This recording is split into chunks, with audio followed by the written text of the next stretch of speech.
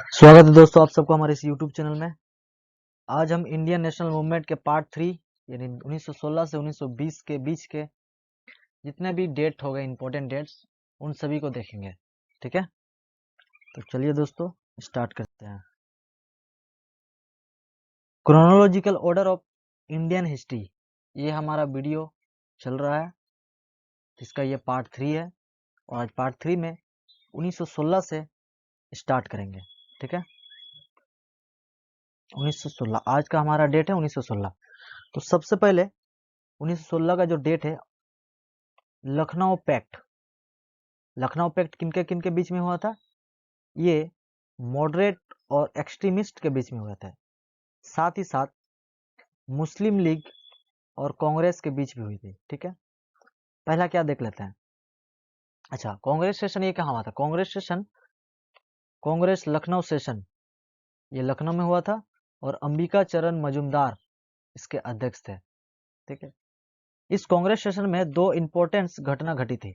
एक घटना था मॉडरेट और एक्सट्रीमिस्ट के बीच में मेल मिलाप कराना यानी समझौता कराना, और दूसरा था मुस्लिम लीग और कांग्रेस के बीच में समझौता कराना। ठीक है, तो पहला समझौता को देखते हैं, मॉडरेट और एक्सट्रीमिस्ट।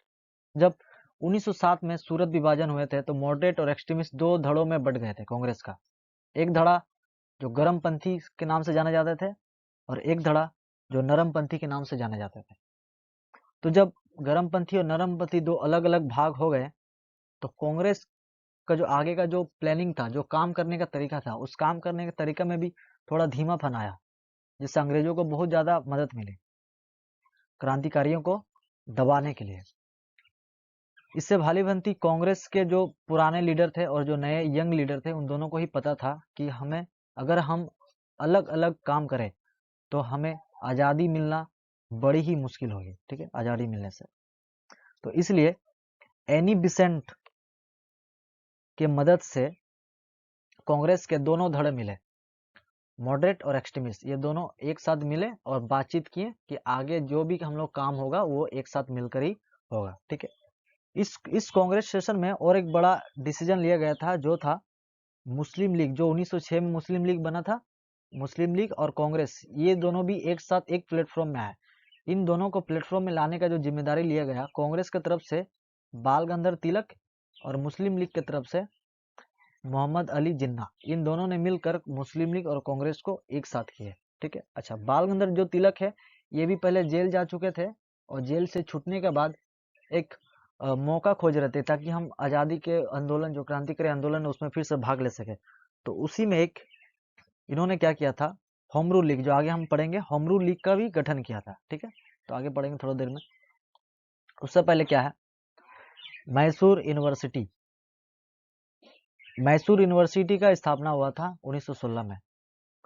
1916 में ही बनारस हिंदू विश्वविद्यालय, बनारस हिंदू विश्वविद्यालय यानी जिसे हम लोग BHU के नाम से जानते हैं, जिसका स्थापना पंडित मदन मोहन मालवीय ने किया था। ठीक है, 1916 में ही BHU का गठन हुआ था।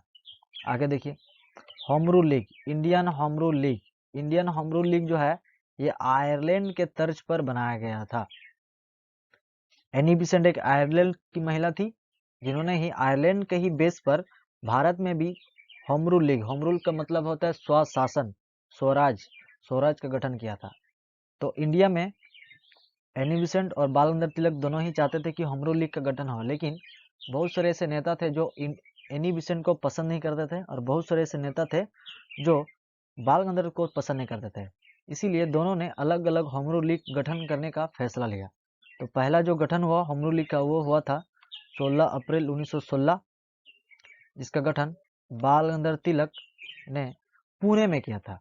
ये कहाँ हुआ था? पुणे। पुणे बाल गंगाधर तिलक का गढ़ है, यानी उसका होम है। ठीक है, दूसरा जो होम रूल लीग है, जिसका गठन सितंबर 1916 कहाँ हुआ था? मद्रास में एनी बिसेंट ने किया था। अच्छा, जो बाल गंगाधर का जो होम रूल लीग है, इस होम रूल लीग में काफी सारे यंग लीडर रहते थे और इसमें थोड़ा चरमपंथी सोच का भी लोग रहते थे। लेकिन जो ये जो एनी बिसेंट का जो होम रूल लीग है, इसमें थोड़े से मॉडरेट टाइप के लोग ज़्यादा रहते थे, और इसका ब्रांच जो है, शाखा जो है पूरे भारत में फैला हुआ था। ठीक है, बाल गंगाधर तिलक का जो होम रूल लीग है उसका शाखा मुश्किल से 5 या 6 जगह में ही खुला हुआ था, लेकिन जो home rule league Annie Besant का जो होम रूल लीग है उसका शाखा पूरे भारत में ही फैला हुआ था। ठीक है, अच्छा, होम रूल लीग से बहुत ज़्यादा परेशान हो चुके थे अंग्रेज।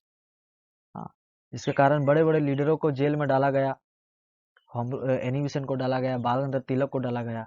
ठीक है, चलिए आगे बढ़ते हैं। होम रूल लीग का टाइम 1916 में भारत का जो वायसराय था उसका नाम था लॉर्ड चैम्सफोर्ड। लॉर्ड चैम्सफोर्ड का जो कार्यकाल है वह 1916 से लेकर 1921 तक का। ठीक है, आगे बढ़ते हैं।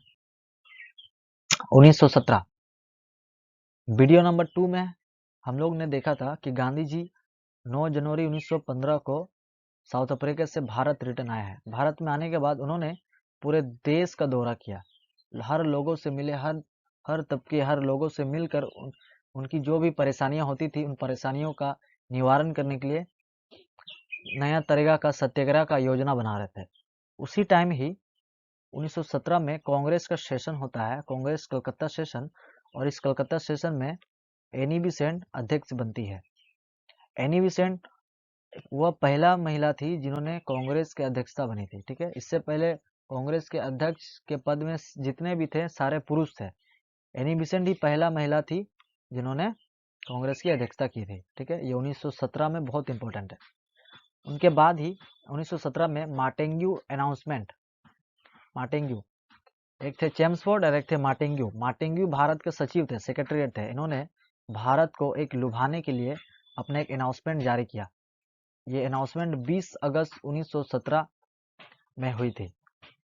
इस अनाउंसमेंट में भारतीय लोगों को बहुत सारे लेजिस्लेटिव, एग्जीक्यूटिव और भी बहुत सारे राइट्स देने की बात कही गई थी। ठीक है, साथ ही साथ इससे भारतीय लोग ताकि अंग्रेजों का मदद करें और वर्ल्ड वार में हम ब्रिटिशों का मदद करें, इसलिए ये खासकर ये मार्टेंग्यू अनाउंसमेंट किया गया था।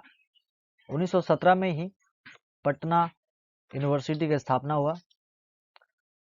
1917 में और एक कमीशन आया था एजुकेशन को लेकर, सेडलर कमीशन।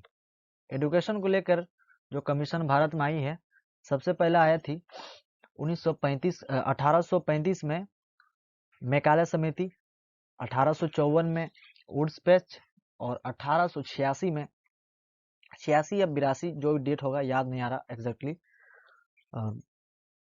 Hunter commission.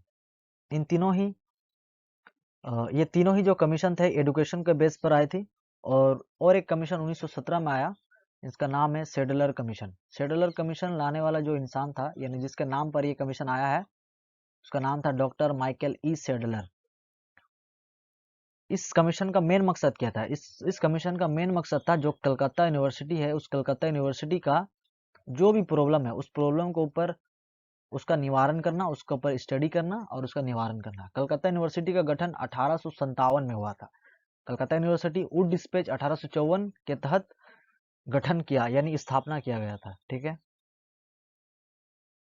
1917 में गांधी जी का भारत में पहला सत्याग्रह बहुत इंपॉर्टेंट है। हम गांधी जी का जब सीरीज चलाएंगे तो गांधी जी के सीरीज में भी हम गांधी जी के जितने भी आंदोलन है साउथ अफ्रीका से लेकर भारत तक के सारे आंदोलनों को बारीक से पढ़ेंगे। लेकिन अभी हम क्रोनोलॉजिकल ऑर्डर पढ़ रहे हैं, इसलिए गांधी जी के इस 1917 के इस छोटे से एपिसोड में चंपारण सत्याग्रह के बारे में भी देखेंगे। तो चंपारण सत्याग्रह 1917 में चंपारण सत्याग्रह हुआ था, और चंपारण सत्याग्रह को ही नील तीन कठिया मूवमेंट भी कहते हैं। अच्छा, तीन कठिया। सबसे पहले देखते हैं कि चंपारण सत्याग्रह है क्या। बिहार के चंपारण विलेज में कुछ किसानों को अंग्रेजों ने और जो जमींदार थे उन लोगों ने जबरदस्ती करके एक स्टाम्प पेपर में अंगूठा लगवा लिया, यानी साइन करवा लिया इकरारनामा, एक एग्रीमेंट में। इस एग्रीमेंट में क्या कहा गया था कि आपको पूरे खेत का 3/20 हिस्सा में नील की खेती करना एकदम मस्ट है, करना ही होगा। अगर नील का खेती नहीं करते हैं तो हमें इसके बदले में लगान, भारी रकम, जो रकम है उसे चुकाना पड़ेगा, लगान देना होगा। तो बिहार के किसानों ने भी देखा कि इससे बहुत ज़्यादा उनकी परेशानी हो रही थी, प्रॉब्लम हो रही थी।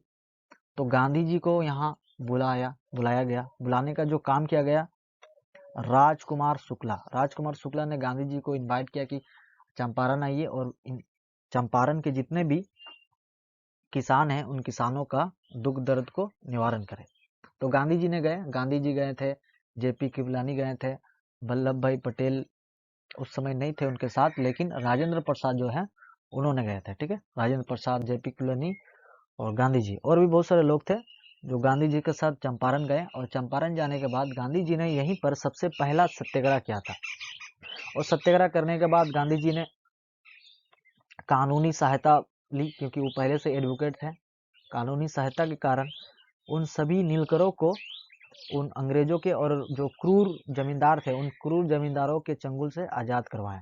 ठीक है, ये गांधी जी का भारत में पहला आंदोलन था, और पहले आंदोलन में ही गांधी जी को बहुत बड़ा सफलता मिल चुकी थी, जिसके कारण गांधी जी का जो कद है वो और भी बड़ा हो गया था। ठीक है, तो ये था हमारा आज का वीडियो।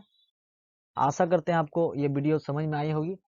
अगर वीडियो समझ में आई होगी और अच्छी भी लगी होगी तो वीडियो को लाइक कीजिए, कमेंट कीजिए, सब्सक्राइब कीजिए, और साथ ही साथ बेल आइकन भी दबा दीजिए ताकि नेक्स्ट वीडियो का नोटिफिकेशन आता रहे। ठीक है, तो तब तक के लिए धन्यवाद।